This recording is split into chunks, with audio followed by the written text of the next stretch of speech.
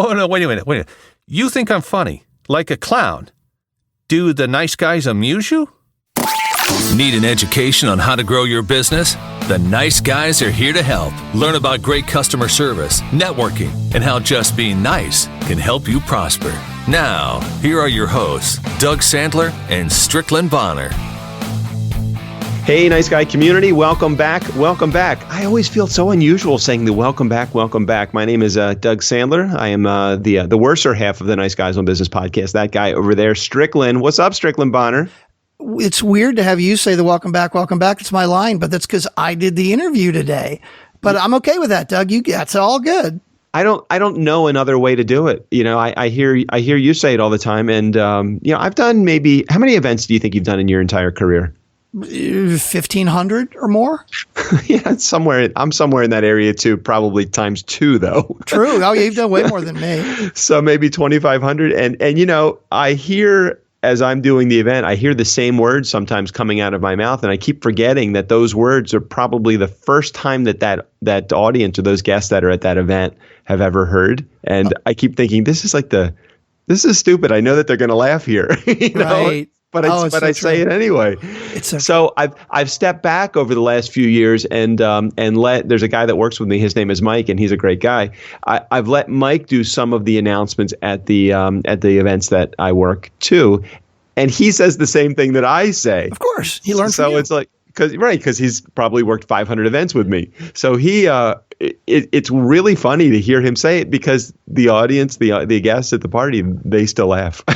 It doesn't have to be me. It can be anybody saying those things. Really, so my welcome back is truly a compliment to you because I know that it is wanted by the Nice Guy community. At least I think it is. Well, that's Doug Sandler on the other side of the mic. My name is Strickland Bonner, and Doug, I've done a lot more weddings than you have, and I see trends in toasts. So we'll see the same jokes all the time, like, okay, Mike, put your hand over top of Ashley's hand. Okay. And now you want to remember this moment because this is the last time you'll ever have the upper hand. And it's like we've seen it 1,000 times before. And everybody laughs because they think it's like unusual. Oh, you mean like if a best man or a father of the bride or something like that is actually delivering, so they'll say the same thing. And where did they hear it? At another? I'm sure they heard another wedding or they get it on the internet somewhere. So, ladies and gentlemen, Nice Guy community, if you're ever doing a best man toast, don't do this is the last time you'll ever have the upper hand joke with the bride and groom. Okay, it's just stupid. All right. So just so you know, if you have not tuned into the show before, Strickland and I, we are both in the entertainment world, but we do this podcast because we felt like we, just working Saturdays. It was a very boring life for both of us. So we figured let's put in another 100 hours of work on this podcast. How many hours of work do you think you put into the podcast? Every week or overall? No, not overall. Every week. I mean, the Nice Guy community doesn't care about overall. They want to know how much energy are you actually putting into this particular episode. Wow. Well, we do 5 episodes a week. We record these 2, I would say 5 to 7 hours a week. Plus the recording, or is that included? No, probably total. Because, when I edit them now, they're relatively short. It takes me maybe an hour to edit. And you and I spend about 2 hours doing the recording. Of course, there is other side stuff. There's social media and everything. Probably 10 hours a week. Yeah. Yeah, I would say at least I probably put in just 10 hours a week just on the social media alone. Well, yeah, you do a lot more social media than me. I enjoy it. I really do. I love when people reach out to us. We had last week we had a cliffhanger episode. We're going to talk about some of the details tomorrow and who reached out to us, but and what number of people reached out to us. But very interesting, the reasons why people take action. People won't take action if they feel like they can learn anything. Oftentimes they take action when there's gossip involved. I love that. Okay, well, that's tomorrow's show because we do have an interview today. Today our interview is going to be Mr. Matt Miller, and we're going to get to that in a few minutes, but he has got a school spirit vending franchise that he runs, which is really, really interesting. But first, I think we need to get to, and I'm going to say this tentatively, Doug, Yeah. Do you have the promise statement ready? I do. Today I'm extra prepared. You know why? Because in recording these, we only have a limited period of time. My wife is actually out taking a calligraphy class this morning. Okay. She said, "Hey, could you be ready by the time I get back so that we can go out? Because it's we are recording the show yesterday, which is Sunday, right? Yeah, I don't want to spend my entire day indoors. I've spent my entire week I've spent indoors, and I'm ready to get out to the big bad world. We're actually going on a boat today, so it's going to be fun. Anyway, so the nice guy promise statement is right here: to provide a learning experience that is entertaining and adds value to your life. We want to make sure that we are adding value to your life, and if that means doing nice things for you and doing good things and doing things that will teach you stuff, you've not come to the right place for that. Yeah, no, it's about, well, we got all kinds of interesting stuff today. Like Mike's business, I know we got a couple of things to get to. Wait a minute, is it Mike or Matt? Oh my gosh, I'm sorry, Matt. Matt, I apologize. His business. You did the interview so long ago. I know, geez. So nice guy community, full disclosure. I did this interview with Matt Miller. Oh my gosh, what is the date? Where is it in here? Months ago. June 22nd.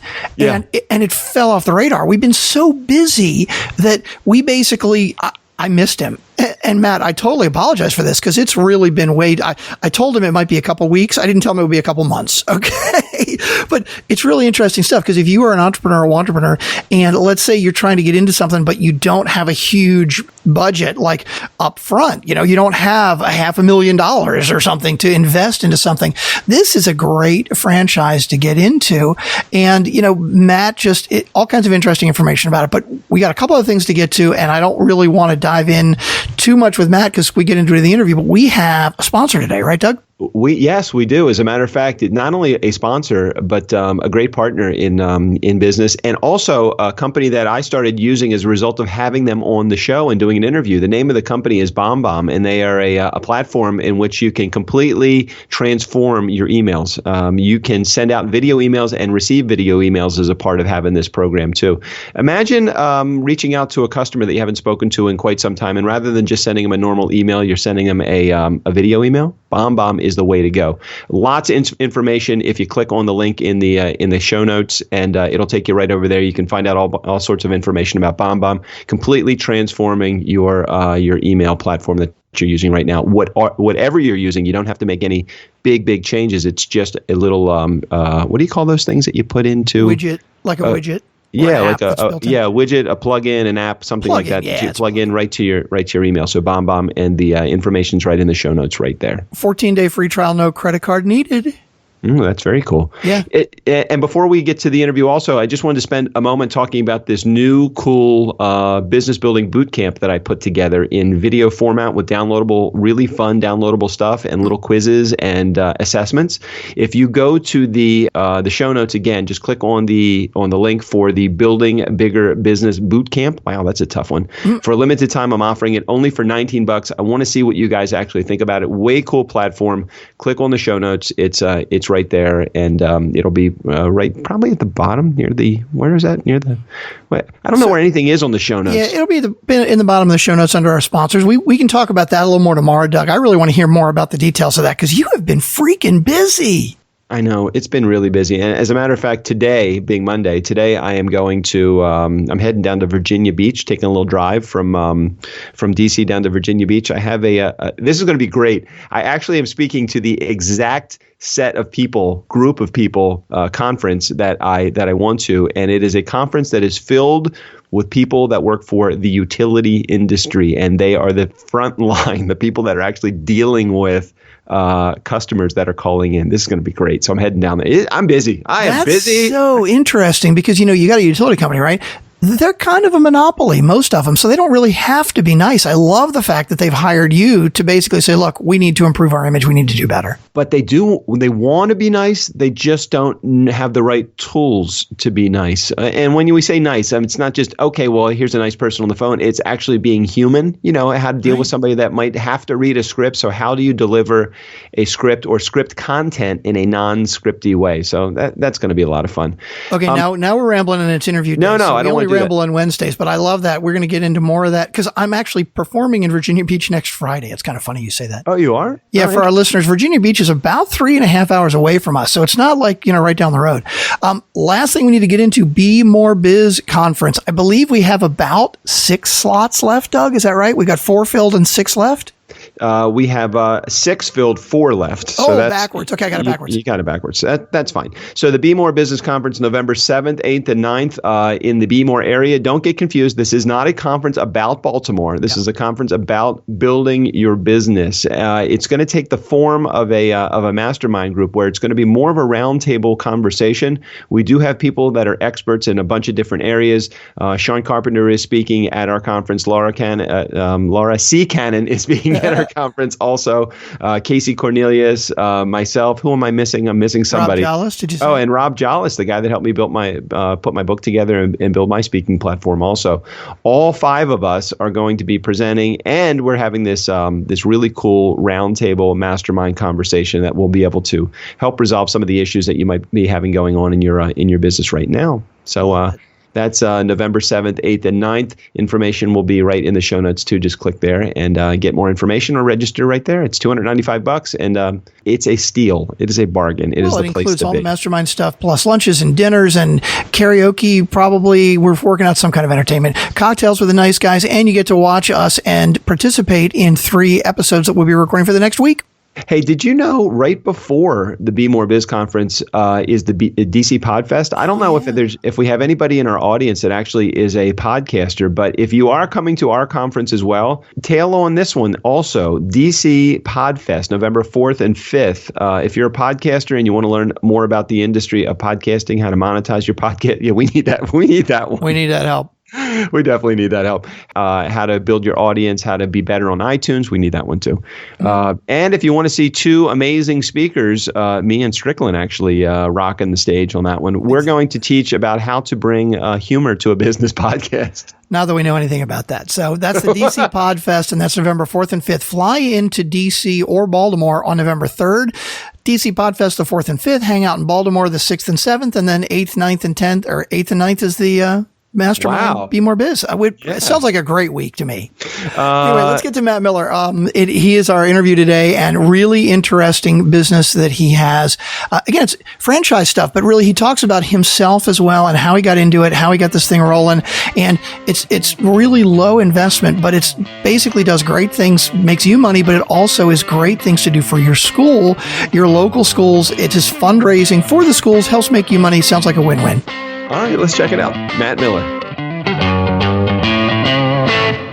Hey, Nice Guy community. Welcome back. Welcome back. Thank you so much for coming back today. We are talking to Mr. Matt Miller, who is joining us all the way from Texas. How are you doing, Matt? I am doing awesome, Strickland. Thanks for having me on, man. Absolutely. Looking forward to it. Matt has done a whole bunch of stuff. He has this incredible franchise business called School Spirit Vending, which we'll get into in a few minutes. But I understand you started out as an Air Force pilot. Is that right?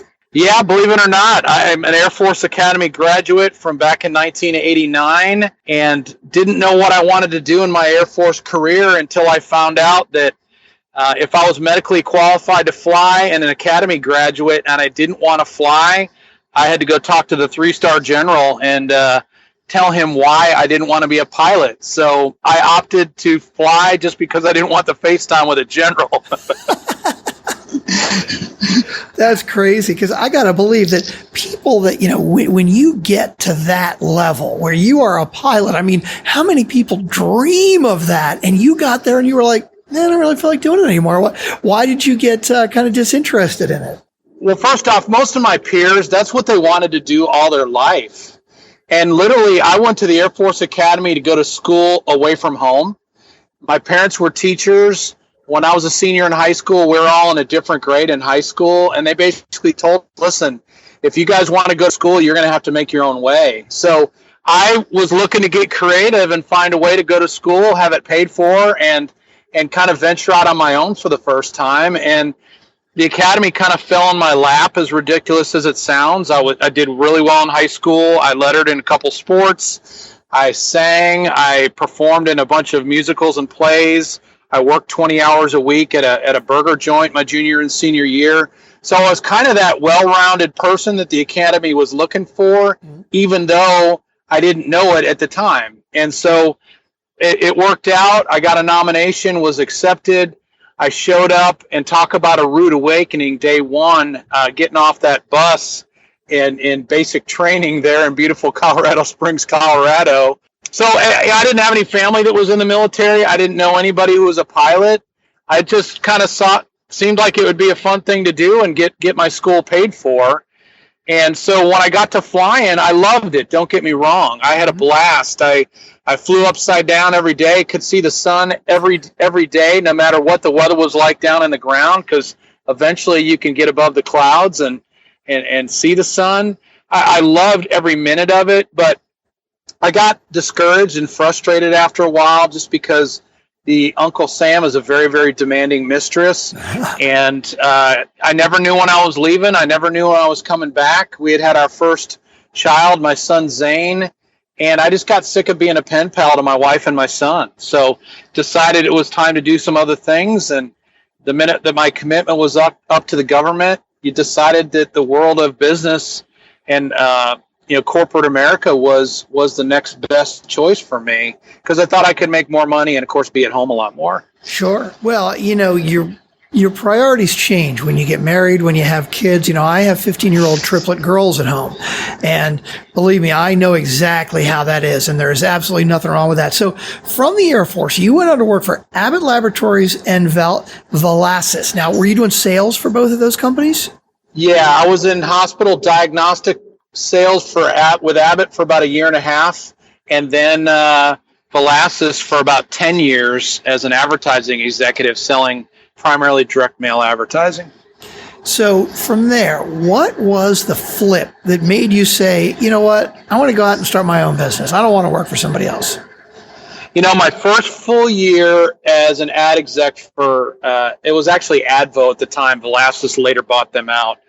I was number 2 in the country out of 750 reps. My boss thought that I got accolades a little bit too quickly, and the next year, because she had control over the quota, she decided to sock me with over 90% quota increase. The average in the office was 5 to 10%. So I went from being a hero to a zero overnight, and that decision cost my family about $80,000 in commissions and bonuses the next year. Wow. And all I had to do was look at the comp plan and realize it was going to take me forever to work my way out of that hole. So I started doing stuff on the side. I collected aluminum cans and sold them for a while. I transitioned into selling used books online with Amazon and Alibris and Barnes & Noble and Half.com. I was doing whatever I literally had to do on the side to help make ends meet. The challenge was that I had read Robert Kiyosaki's book, Rich Dad, Poor Dad. Mm-hmm. I later read Tim Ferriss's book, 4-Hour Work Week. And I had also early on listened to or read some of Pat Flynn's blog posts, with Smart Passive Income. Sure. And I realized at that point in time that I needed to do something else and do something that was passive in nature, so that over time could work myself out of the 9 to 5 and have the money to kind of do what I wanted to do. No, it's absolutely true. Tim Ferriss' 4-Hour Work Week is absolutely one of my favorites. And of course, one of the things he talks about and Pat Flynn talk about a lot is it is all about passive income. It's about creating something and having it making money for you. And so you jumped in. Now, you got to tell the story. I know the basics about how the idea came to you for the company that you are running now, which is School Spirit Vending, with kids going around and basically selling door to door, right? Yeah, well, I started with, believe it or not, one used candy and gumball machine that I bought on eBay for $36. and I taught myself the vending industry. I got around some people who I could glean some knowledge and information from over time through a Yahoo group and some stuff like that at the time. And then I went out and taught myself the business. And after about a year and a half, I had about 125 locations around the Houston area. I had ventured into toys and temporary tattoos and stickers and some of that stuff as well by then.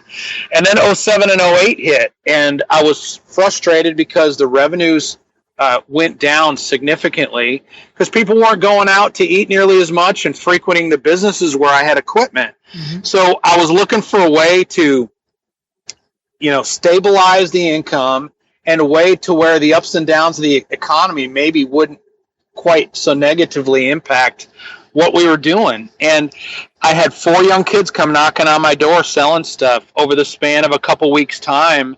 I didn't know any of the kids. Their parents weren't with them. And I thought that was really odd that, they were going door to door to strangers' homes in a suburb of Houston selling stuff to help raise money for schools. Mm-hmm. So I thought, well, wait, the kids are in the schools 5 days a week, 9 months out of the year. So I don't have to worry if mom and dad are going to be coming by my location if I start working with the schools. And maybe I can get some kids off the street as well. So that's kind of where the idea came from. Because of my printing background in the direct mail space, I figured why not do custom stickers for the schools with mascots and team colors and all that. And that way we could do something special and specific for the individual school instead of just off-the-shelf product that anybody could offer. And that's kind of where we started. And a good buddy of mine was an elementary PE teacher. I told him about the idea one night when he and his wife was over for dinner. And he said, Matt, let me check with my principal and see if she'd be willing to test this thing. And he got back to me a couple weeks later and said, yeah, she said, we got approval. Let's do it. Well, we set up our first school. It was in a little town called West Columbia, Texas, West Columbia Elementary, about an hour and a half southwest of Houston, and started our test. And the first month, the numbers were great. The second month, the numbers were even better. The third month, they were even better. And I was like, holy smokes, I think I'm maybe onto something. Mm-hmm. And so went about trying to figure out how to promote what we were doing. And after making a bunch of missteps along the way and figuring that out, finally found a way to reach schools in our area and around Texas to start with. And that was kind of the beginning of what we've got today. Yeah, I love the stories where you're doing something and you kind of got the skill set for it and you got the knowledge because you've been doing it for a while. But then it's just that little pivot that can sometimes change everything. So tell us a little bit more about the business because, as you said, you do the custom sticker machines in the schools. Tell us a little bit more about exactly how that works. So our mission is funds for schools, freedom for families, change for kids. The funds for school is obvious. We end up, stepping in where volunteers are at a premium these days in a lot of the schools, and money is as well. We step in with our program and help them in a passive way raise money on top of some of the other stuff that they're doing. And for the franchisees on our business team, we provide them an opportunity with a turnkey solution that is a proven business. We've been in business now for going on 9 years. Will be this coming October. We've raised over $4 million for education during that period of time, 50 cents at a time. And so we've kind of proven ourselves. We're in about 30 some odd states and have about 65 franchisees within our team today. And so it ends up being a win-win. You guys talk about being nice guys in business. Well, that's exactly how it is that we've grown and flourished. I bought into Zig Ziglar's line years ago. You help enough other people get what they want and you'll be taken care of. Mm-hmm. And so we've been focused on meeting the needs of the schools that we work with, meeting the needs of the franchise families that we work with, and in the process have put together a pretty neat little business that has achieved heights that we never would have imagined, in a million years just a couple of years ago. I love it. I love it. Matt, I'm very curious about the jump into doing franchises because there's certainly a lot of businesses that you start to grow and maybe you create new locations and you just, continue to grow and expand. But franchising really is kind of a very different step and a very different turn. Now, obviously, it sounds like it's been extremely successful for you, but what were some of the pitfalls from changing from doing your own business that you're growing on your own to actually franchising it out to other people? I don't know if you remember ever seeing the Donnie Deutsch Big Idea show on CNN. he used to get business leaders from all over the country on, and he'd interview them, similar to what a lot of podcasts do today. And there's a company called Coinstar that's out there. Most people are probably familiar with them, even though they've probably never heard the name. They've got the coin machines in most grocery stores, Sure. Mm-hmm. and they also started the red box machines that most of us know for DVD rentals. I'm not sure if they're still in the red box business today. Mm-hmm. But anyway, the CEO, and I don't even remember the guy's name, came on Donnie's show. The guy was dressed to the nines. He had the cufflinks. He had the tie. He had all that stuff. And mind you, I had spent 13 years in the Air Force. So, having to dress up, wear a uniform, any of that stuff was the last thing I wanted to do at that stage of my life. So anyway, I saw that and I was like, the guy's wildly successful. He's got a $100 million company. I don't know him from Adam, but I bet that company totally owns him. And I don't want to have all the headaches that a guy like that has, as time goes on. So I intentionally, from the very beginning, looked to find other people who wanted to duplicate what we did. And because I knew owners would deal with most of the issues, there would be much fewer headaches. And it would also allow us to mitigate a lot of risk because, we weren't the only one investing our own money in the business. And very quickly, I had a bunch of friends and family that had interest in being part of what we were doing. So we started originally as a distributorship model with a licensing agreement with people. Did that for about 7 years or so. And then one of the best decisions I've ever made business-wise is I hired a business coach here about 2 years ago. A guy by the name of Aaron Walker. I don't know if you're familiar with Aaron or if you're familiar with Dave Ramsey at all. Mm-hmm. He was one of Dave Ramsey's very first advertising clients on the radio 20 years ago. Okay. This guy's been there, done that, got the T-shirt, multimillionaire, bought and sold 8 businesses over the last 35 years. And I hired him. And about 16 months ago, we were having a discussion. And he said, you know what, Matt, I'm excited about what you've done and the success you and your team has had over the last number of years. He said, but I've been doing some research. Do you have any idea how many schools there are out there that you're not in right now? And he said, it seems to me the only reason why you're not in them is they don't know you exist yet. So we need to figure out how to let them know that you exist and begin expanding in some of these states that you guys aren't in. Well, with some more research, I realized that a bunch of the states, especially in the Northeast and on the West Coast, the business laws are much more restrictive than down in many states in the South. Mm-hmm. And really the only way to do what we wanted to do effectively and within the letter of the law in those states was to become a franchise. So we began that process about 15 months ago, started franchising about 12 and a half months ago, and are growing faster today than we ever have before. And in many of those states that we could only dream of having business in previously. We've grown about 50%, our business team already in the last 6 months. By the end of this calendar year, we will have grown over 100% alone with the number of team members that we have on our team. And, this thing is growing like a rocket ship right now because, once again, I looked at making sure the needs of others were taken care of first. And then in the process, ours have been taken care of as well. And because we've created a win-win where the school wins, our franchise team and the families we work with win. And then, of course, we, as a byproduct, get a chance to win as well.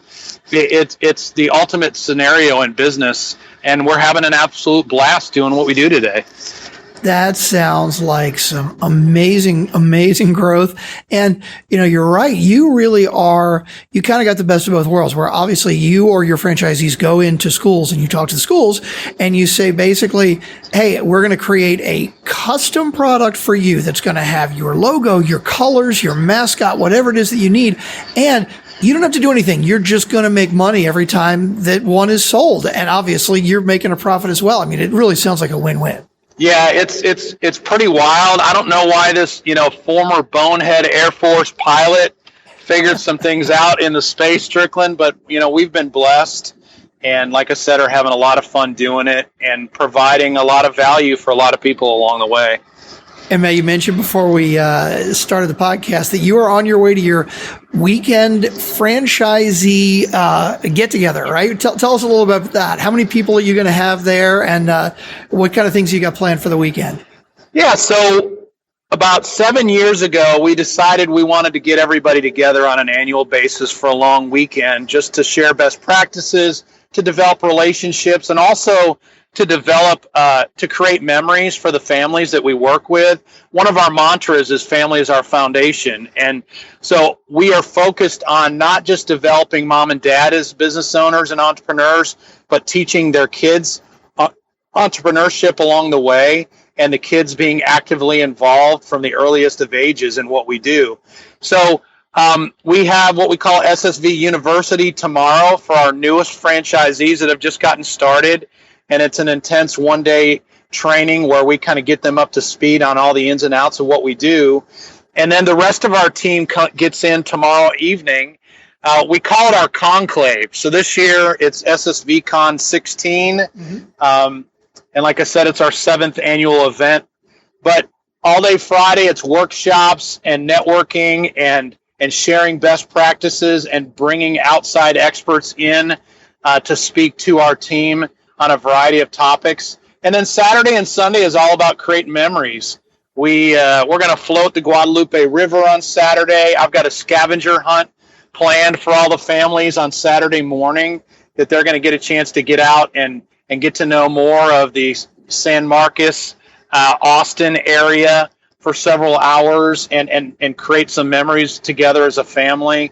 And then we have a big franchisee dinner on Saturday night where we all get together, and it always ends up being a fun activity that we incorporate some fun along with dinner. And families get a chance to turn it into a family vacation and a business trip all together.